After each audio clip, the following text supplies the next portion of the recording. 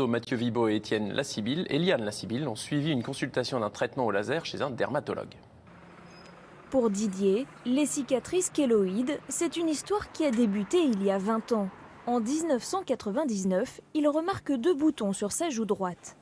J'en avais un ici et juste un à côté. Donc après, ils m'ont opéré toute la joue.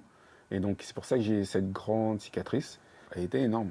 L'opération chirurgicale s'est bien passée, mais la cicatrice kéloïde est réapparue de manière plus impressionnante sur sa joue. Allez-y, c'est par là. Il y a 7 ans, Didier a donc décidé de consulter un dermatologue. Et depuis 2 ans, il suit un traitement combiné par laser. Vous pouvez me montrer, s'il vous plaît? Voilà, donc on voit ici qu'effectivement, on a plutôt bien réussi. Ici persiste une petite zone hypertrophique. Malheureusement, c'est un travail de longue haleine. C'est vrai que le confinement a fait que les cicatrices ont un petit peu progressé. En général, on les traitait régulièrement, tous les mois, tous les 2 mois. Là, ça fait 4-5 mois qu'on ne s'est pas vu, donc elles ont pris à nouveau un petit peu de volume.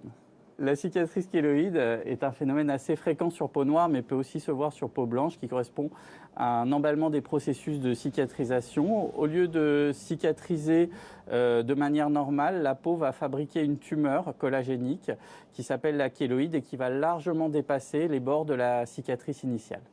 La cause de cette réaction proviendrait des poils de barbe qui ont tendance à s'incarner. La première étape du traitement est donc de les épiler au laser. Donc le but, c'est vraiment d'essayer de limiter au maximum la pilosité de la zone pour limiter l'extension de la cicatrice. Donc là, c'est un laser qui est spécialement adapté pour épiler les peaux noires. Donc on voit le poil qui se vaporise lorsqu'on passe dessus. Installez-vous ici, monsieur Descas.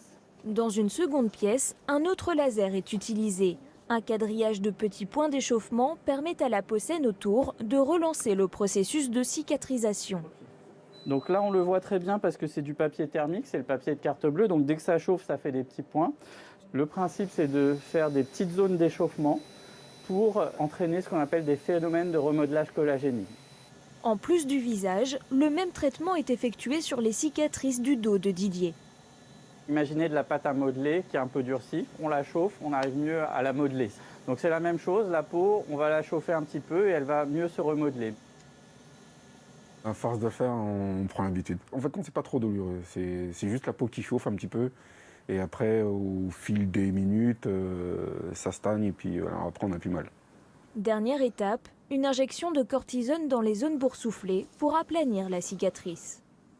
On ne peut pas injecter trop bas, il ne faut pas injecter trop haut non plus. Et le vrai risque, si on en met trop, c'est que ça creuse trop et à ce moment-là, que ça crée ce qu'on appelle une atrophie au lieu d'une hypertrophie. La cortisone montre ses premiers effets au bout d'1 semaine. Pour le laser, il faut compter au moins 1 mois. Je suis très content, je suis heureux parce que quand je regarde ma carte d'identité avant et là je vois le résultat, il y a un un très très bon résultat. Didier reverra son dermatologue dans 2 mois pour envisager la suite de son traitement.